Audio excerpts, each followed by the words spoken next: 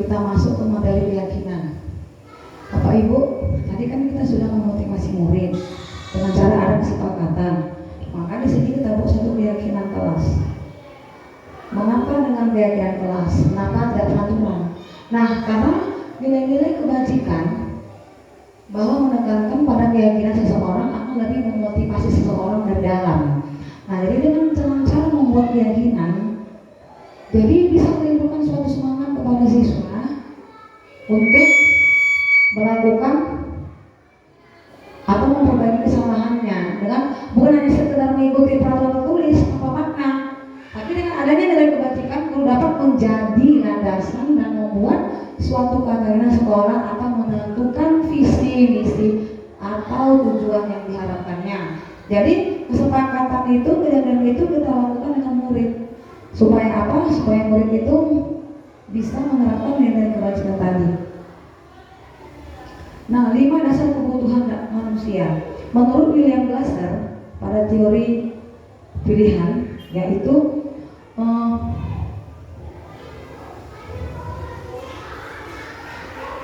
yang pertama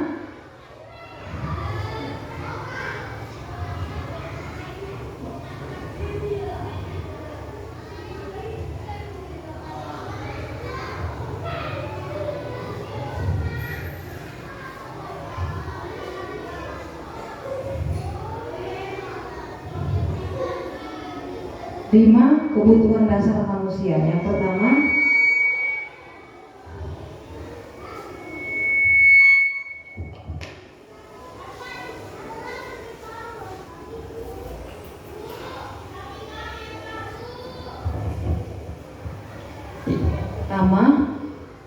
bertahan hidup. Yang bertahan hidup ini bersifat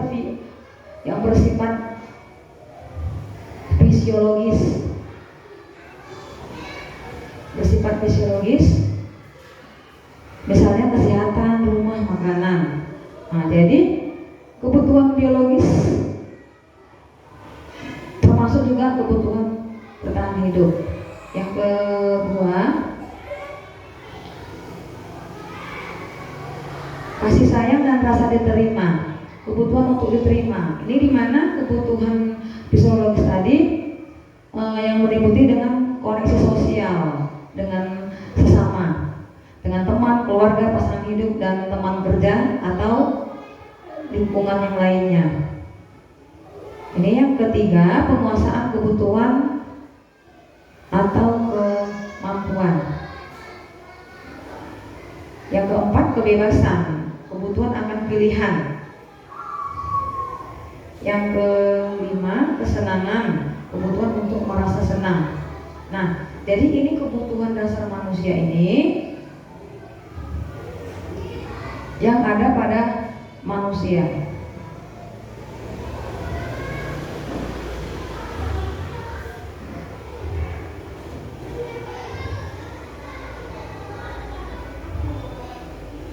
Semua orang senantiasa untuk memenuhi kebutuhannya dengan berbagai cara.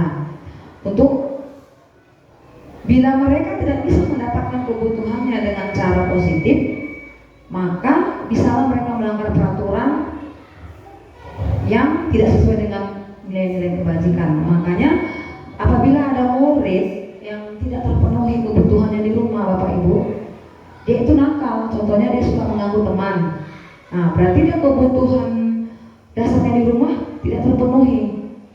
Contohnya dia mau kebutuhan dasar kesenangannya dia nggak terpenuhi, makanya dia di sekolah mencari permasalahan dengan temannya sehingga temannya tidak merasa menerima atas perilakunya seperti mengganggu teman, ya Bapak Ibu ya. Jadi disinilah sebagai guru melibatkan diri untuk berperan dalam pencapaian budaya positif tadi. Nah, setelah mendapatkan kebutuhan dasarnya, mengapa? Karena murid itu mempunyai gambaran dunia berkualitas mereka. Seorang guru ketika ingin memasuki hal-hal yang bermakna dalam nilai kebajikan yang dihakiki ke dalam dunia berbasis mereka, maka baiklah guru itu berinteraksi dengan murid sehingga murid semua mereka. Artinya di sini Bapak Ibu, jadi kita selaku guru itu harus mengenali kebutuhan apa saja yang tidak terpenuhi anak di rumah dan kita akan menuntunnya. Lalu situ ya Bapak Ibu. Jadi sehingga dengan adanya guru yang dapat memberikan atau mengenali seseorang tadi, sehingga murid itu berkualitas dan menghargai nilai kebajikan tadi. Nah, di sini ada restitusi, ada 5 posisi kontrol. Nah, dengan cara apa guru untuk melakukan mengetahui siswa tadi? Dengan cara 5 posisi kontrol. Nah, menurut Dian Gosselin dalam bukunya Restitusi School mengungkapkan bahwa guru perlu meninjau kembali penerapan disiplin di dalam ruang-ruang kelas mereka. Apakah telah efektif? Apakah berpusat kemerdekaan itu dan memandikan murid? Bagaimana? Menurut dari riset teori kontrol William Glasser dan Gosselin, ada 5 posisi kontrol seorang guru, orang tua ataupun atasan. Yang pertama dengan cara penghukum, yang kedua pembuat rasa bersalah, ketiga teman, keempat pemantau, kelima manajer.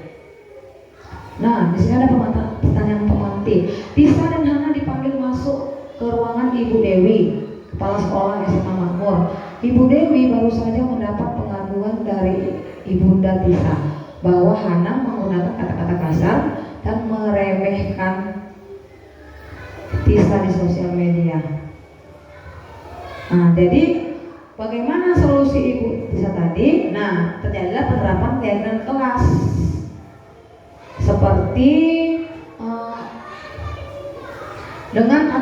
dengan melakukan kegiatan kelas itu bahwa siswa dapat memberikan suatu kesepakatan dengan murid, seperti yang saya sudah ucapkan tadi ya Bapak Ibu ya.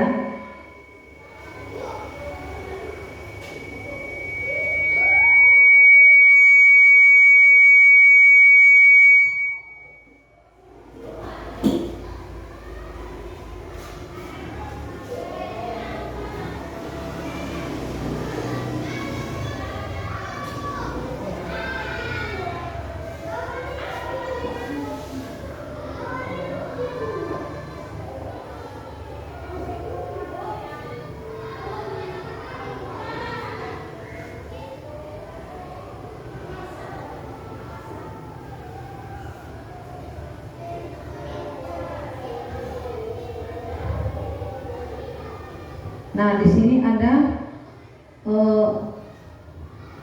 di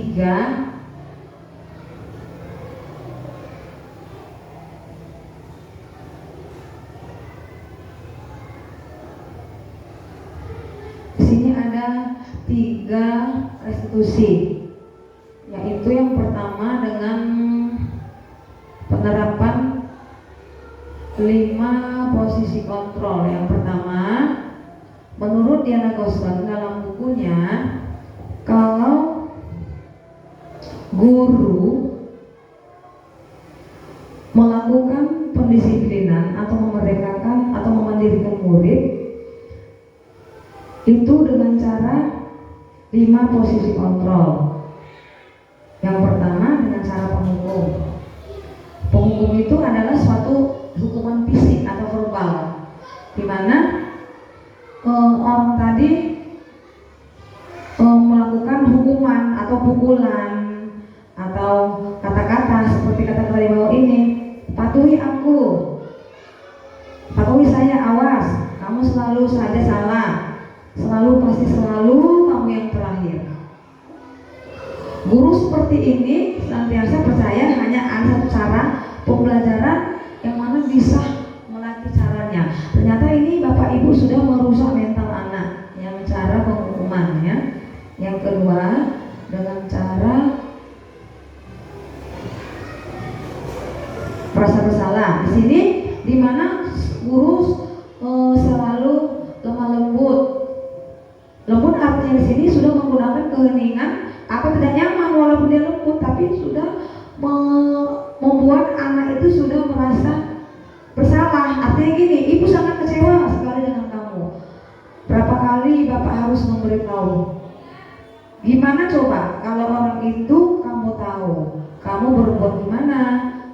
Di posisi ini menurut murid akan menilai dirinya tentang guru. Kalau kita gunakan kata-kata seperti ini, itu murid merasa bersalah ya Bapak Ibu. Nah yang ketiga, sebagai teman, guru pada posisi ini tidak menyakiti tetapi mengontrol murid melalui persuasi. Artinya pada posisi teman ini guru bisa negatif bisa positif. Jadi di sini ada beberapa hubungan baik yang terjalin antara guru dan murid. Guru di posisi menggunakan hubungan baik atau humor, tetapi mereka hanya sebentar saja, hanya bisa sebentar saja dia melakukan kebaikan tadi. Kenapa? Ayo bantulah demi bapak. Nah, berarti dia hanya ibarat sebagai teman. Inilah kata-katanya Bapak Ibu. Ayo ingat, tidak bantuan bapak selama ini. Nah, jadi seolah-olah anak itu bisa mengulang kembali kesalahannya. Ya sudah, kali ini tidak apa-apa, nanti bantu bereskan. Nah, di sini adalah hal negatif dari posisi teman ya Bapak Ibu, karena tidak membuat murid itu bisa berubah hanya sebentar saja. Nah, di sini ada kata-kata yang sering terjadi yang disebut yang sedang dilakukan si guru kepada murid. Nah, ini yang kelima, pemantau. Pemantau berarti mengawasi. Pada saat kita mengawasi, terjadilah perilaku orang-orang yang kita awasi, seperti pada peraturan konsekuensi menggunakan sanksi. Seperti kata-kata seperti ini. Pertanyaan yang diajukan seorang pemantau yaitu seperti peraturan apa yang telah kamu lakukan, sanksi atau garansinya apa. Nah, inilah Bapak Ibu kata-kata selaku pendidik yang posisinya sebagai pemantau. Nah, kalau seorang pemantau itu sangat mengandalkan perhitungan, catatan, data. Jadi itu kita punya bukti. Jadi kita hanya memantau, tidak ada penghukuman. Kita hanya melihat atau kita memberi bintang stiker. Nah, jadi di sini Bapak Ibu. Jadi pemantau ini adalah sedikit boleh kita lakukan sebagai guru ya yang memantau. Karena apa? Karena kita punya bukti, tidak langsung menghukum. Nah, baru yang kelima, manajer. Di sini posisi manajer itu adalah posisi yang terakhir, di mana posisi guru berbuat sesuatu bersama dengan murid, mempersilahkan murid mempertanggungjawabkan perilakunya. Nah, jadi murid dan guru dapat menemukan masalah seperti kesalahan murid itu yang dilakukannya. Jadi guru tadi mengajak siswa bagaimana supaya murid itu bisa berubah, bertanggung jawab dan menjalankan nilai kebajikan tadi. Nah, jadi restitusi yang menjadi kan murid kita seorang manajer bagi diri sendiri. Jadi di posisi manajer ini murid diajak untuk menganalisis kebutuhan dirinya maupun kebutuhan orang lain. Nah, jadi Bapak Ibu dari posisi 5 tadi kita itu yang paling efektif adalah manajer. Ya Bapak Ibu. Nah, jadi inilah contoh seorang manajer berkata kepada muridnya, apa yang kita yakini, apakah kamu meyakininya? Jika kamu meyakininya, apakah kamu bersedia memperbaikinya? Jika kamu memperbaiki hal ini menunjukkan apa tentang dirimu? Apa rencana kamu untuk memperbaiki hal ini? Nah, jadi kata-kata inilah yang baik Bapak Ibu untuk kita lakukan kepada murid kita dalam posisi kontrol. Nah, Bapak Ibu, dari kelima posisi kontrol tadi, inilah yang dapat membuat murid menjadi pribadi yang mandiri, merdeka, bertanggung jawab atas segala perilaku dan sikapnya. Dan pada akhirnya mereka dapat menciptakan lingkungan yang positif, nyaman, dan aman. Nah, jadi Bapak Ibu, Ini juga ada contoh kata-kata pengumuman, terlambat lagi, pasti terlambat lagi, kamu lagi, terlalu kamu lagi. Tanyakan lewat dirimu sendiri. Nah, ini contoh kata-kata seorang guru yang melakukan pengumuman ya Bapak Ibu, yang merasa bersalah. Bagaimana perasaan murid kita ditegur dengan orang lain? Nah, itu merasa bersalah. Jadi itu merupakan hasil yang mengecewakan. Nah, sebagai teman, ayolah. Nah, ini juga merupakan suatu tindakan yang kurang efektif ya Bapak Ibu. Jadi yang paling efektif dari 5 posisi kontrol itu adalah pemantau atau manajer.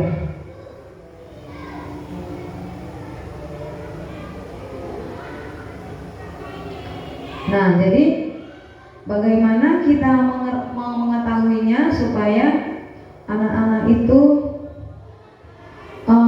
bisa menerapkan nilai-nilai kebajikan dengan cara kita menerapkan 6 profil Pancasila yang setelah kita sepakati bersama ya Bapak Ibu.